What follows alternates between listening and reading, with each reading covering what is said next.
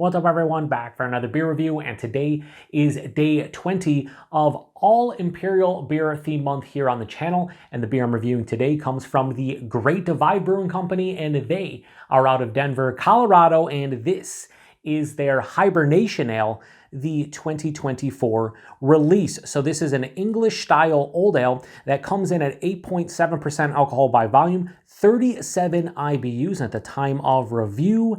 And this can is just under 4 months old. I want to give a huge thanks and shout out once again to a very good friend of mine and viewer of the channel, Billy, for this beer. So big thanks to him. In the description box, I'll post a link to the beer mail unboxing video I did that contains all the goodies that Billy sent my way, and he sent me a lot of awesome beer, as he typically does, including 5 different offerings from Great Divide. He sent this along with 4 different variants of their iconic Yeti Imperial Stout, and I can't wait to try those out. But I wanted to get to this one first because it's a bit older, and on top of that, I've been wanting to review this one for a while because, full disclosure, I've had this beer once before, back in 2012, so we're talking over 12 years ago, and I didn't really care for it, but back in 2012, I really wasn't drinking old ales or barley wines and like loving them. It took me a while to get into them, but now barley wines and old ales and everything, they're one of my favorite styles. So it's cool to be able to revisit this one because back in the late 2010s, Great Divide pulled out of New York State, so I haven't been able to get their beer for over 5 years, which is a huge bummer. And yeah, I've always wanted to review this one because I wanted to see how my palate thinks about it nowadays in comparison to 12 plus years ago, and Billy hooked it up, so huge thanks to Billy for this one. And yeah, I'm really excited about it. Not a ton of information on the can or anything, but an old ale is very similar to a barley wine in this style, or in this situation, an English style barley wine. So it's an English style old ale. It's going to be a big, strong, malty, warming type of beer, and I am totally here for it. And we're going to pour it into the left-hand glass because this is the only other glass I think I have from a Colorado brewery, and it just made sense. So let's give it a pour here.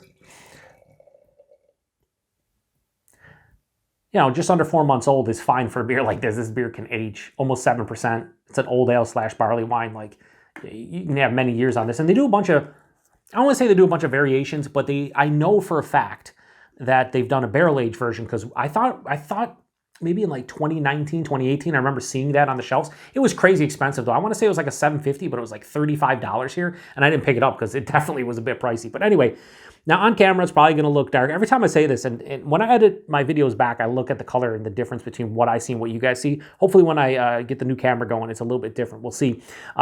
But yeah, at the end of the day, it's probably going to look like a dark brown into a black maybe on camera, but in person, it's this beautiful like ruby red, mahogany, burgundy color, almost into like a copper realm. Good clarity too. I can kind of see the shadow of my hand. Not super clear, but nice clarity. About a finger to a finger and a half of this straight up. I'd say that's like a very dark, kind of dark khaki, dark tan color. Almost looks like caramel, but maybe not to that level. It looks very creamy, not very small bubbles for the most part, some medium-sized bubbles, but really no huge bubbles. Maybe on your side, no, not really. So it looks nice, little alcohol legs kind of draping themselves around the side, but it's not like super big. But yeah, I think that looks, put it this way, if you're looking for some kind of old ale barley wine, I'd say that plays the role. So anyway, let's get a nose on it. Yeah. Oh, what? So it smells boozy, and I feel like a beer like this, and if you have gotten into craft beer in the past, say 5 to like 7 years, breweries nowadays have done an incredible job hiding alcohol content when it's like over 8%. Like, there's a lot of even like triple IPAs you drink that are 10.5% that don't taste like it. Back in 2012, when I first had this one, the main reason I remember not enjoying it was so just the alcohol, the booziness was just overwhelming to my palate. And that was in the infancy of me trying and getting into craft beer. So it was just a little bit of a shock to the palate, almost like drinking a spirit, even though it's nowhere near that level of alcohol. But that's, in this nose, yeah, has a boozy kind of like almost like spicy kind of alcohol aroma. Underneath that though, tons of caramel and toffee. There's like a cocoa powder here too. That was the first thing I noticed, was like a nice cocoa powder. Like, if you've ever had like the Hershey's, not the syrup, but the powder you'd scoop, kind of like that, but not as sweet. I was going to say tons of dark fruit, but not really tons of dark fruit. A lot of times with old ales and barley wines, I'll say like fruit cake. Not really. There is some dark fruit here. maybe like a raisin, a plum. But this one is really all about that malt character, bringing the caramelized, like sweeter sugars, a little brown sugar and molasses as well. Maybe a touch, very small touch of like a black licorice. And now as I just swirled it up, I'm getting cherry, like a sweet dark cherry. Yeah, there's a touch of a hop note on here that's kind of like an earthy, kind of, old school English hop character where it's like earthy, a little bit of like a copper coin thing. I won't say straight metallic, but kind of skirting the line. Yeah, it smells really nice. Smells like a beer for a perfect day like today where it's super cold. I just got some snow. Yeah, I want to sit down and drink this the rest of the night. So let's get into it. Cheers, everybody. Thanks again to Billy.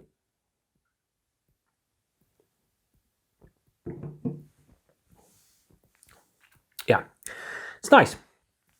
Off of that first sip, is it going to blow anybody away that has, had a bunch of old ales / barley wines in your life? Probably not.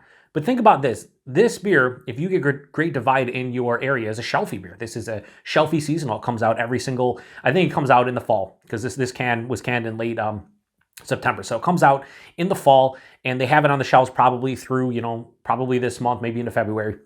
But it's a beer that's made for the cooler temperatures. And I'm sure wherever you can get Great Divide, you probably can, pick up, 6 packs quite easily, maybe 12 packs of it. But for a shelfie English style old ale, it's pretty damn nice. The body on this is actually really nice for 8.7. It's like medium full body. It's not syrupy, but it has a thickness and a viscosity that kind of screams 10+%. So it punches above its weight class as far as the ABV goes in terms of the body. The mouthfeel, it has a nice carbonation, like approaching moderate carbonation, but it still remains softer than anticipated on the palate. It has an incredible smooth kind of quality. It like kind of glides. It's almost like a velvety kind of smoothness. It glides down the palate. I would even maybe say silky. It's not really creamy, but it's incredibly smooth.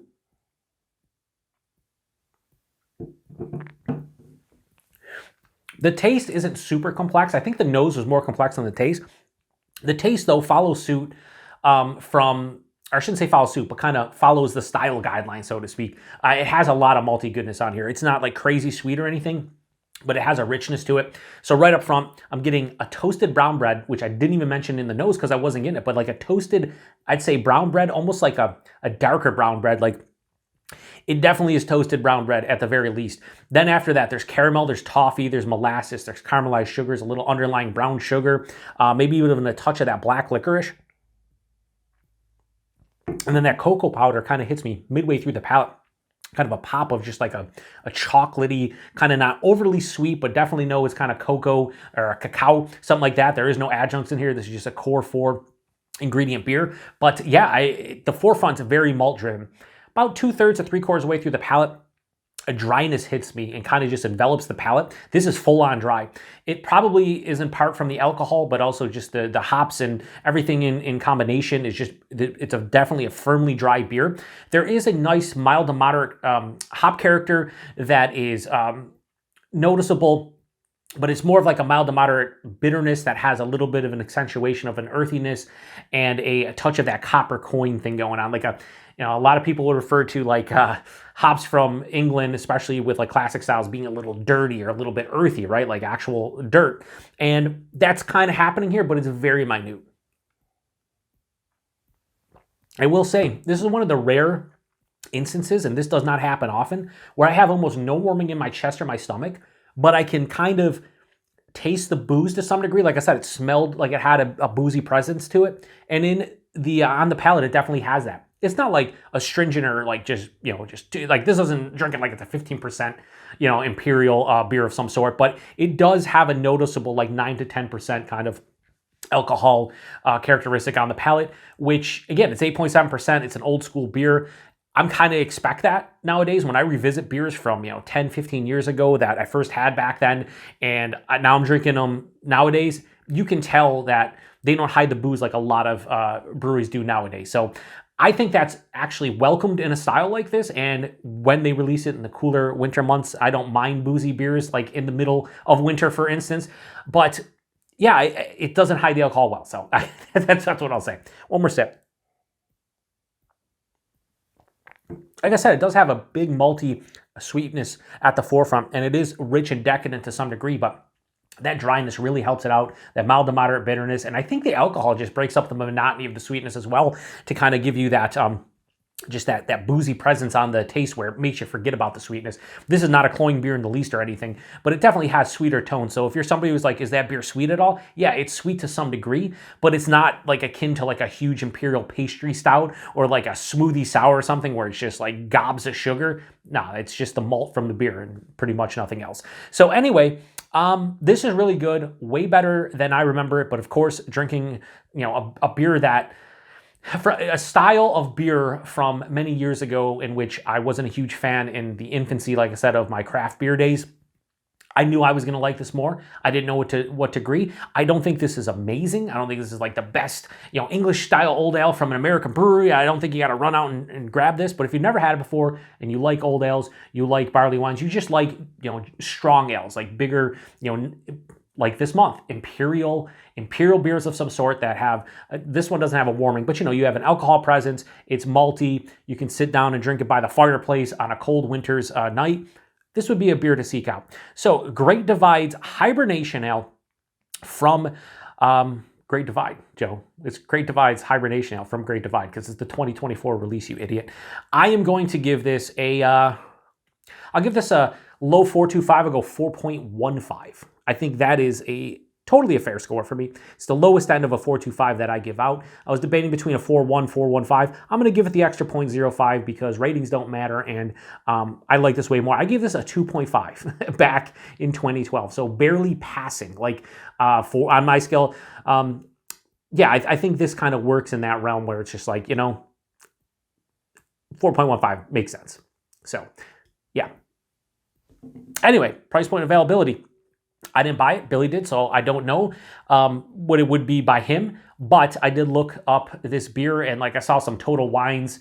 I used the Google machine, and the Total Wines and a couple other places typically have this for around like $12, $13 a 6-pack. It's 8.7%. It's an English style old ale. You're talking around 2.17 a can. Yeah, all day. That's a great price point. If it's more than that, if you're paying 14, 15, 16, not as great of a value. If you're paying under that, like 10, 11 bucks all day long. So I think it's a good value for the price points that I've seen, but outside of that, I couldn't really tell you. And then availability, all I know is here in Buffalo, New York, we have not seen them, like I said, in about 5 years. We used to get all of their stuff, and it's a bummer because the only two beers I reviewed from Great Divide was their Yeti and their chocolate oak aged Yeti. I did it as a live stream back in 2019. I think it was 2019, and love Yeti, but that chocolate oak aged Yeti was from 2012, and I love that beer. It was aged, I think, like 6-7 years. Absolutely phenomenal, and that's why I'm very excited to try out the variants of Yeti that Billy sent my way because I have a feeling that I'm going to like the vast majority of them, and it's a good variety. They go chocolate cherry Yeti, white Russian Yeti, horchata Yeti, and then a big Yeti, which is 13.5%. So those are going to be fun. We're going to get into them starting in the next week or two, so we'll see what's up with that. But yeah, huge thanks to Billy for this one. If you've had this one before, whether it's the 2024 release or prior vintages, if you've had the barrel-aged version of this, what did you think about it? I didn't pick it up when it was crazy expensive. Like I said, it was like $35. I was just like, nah, I'm not going to do it. Now I regret it because I think that would have been a fun beer to review and one to have in my cellar. I could have busted open and reviewed it this month. So yeah, anyway, I'm going to shut this one down, drink the rest of that, and enjoy the rest of my night. So another all Imperial Beer Theme Month review in the book. We are about at the 2/3 mark here. We got another, 11 days left as far as the whole theme month goes, and I'm really digging it. So if you make it to the end, post in the comment section, what do you think about the theme month? I'm loving it, but I don't want to lie. So I will say, without question, I can't wait to get to review some lower ABV beers on a regular basis in February. But that doesn't mean I'm not enjoying this month, because I am. But once you start reviewing big beers every single day, you start to realize that, like, variety is the spice of life. And even though I'm trying to mix it up from barrel-aged beers to imperial stouts to barley wines to old ales to IPAs to this, that, a lot of them are very similar. And as far as the stuff I'm reviewing, I'm diving in my cellar and whatnot, and they're delicious, all of them. But, like, my body's going to need a break at the end of the month. Anyway, huge thanks to Billy. Thanks to everybody. Till the next one. Cheers.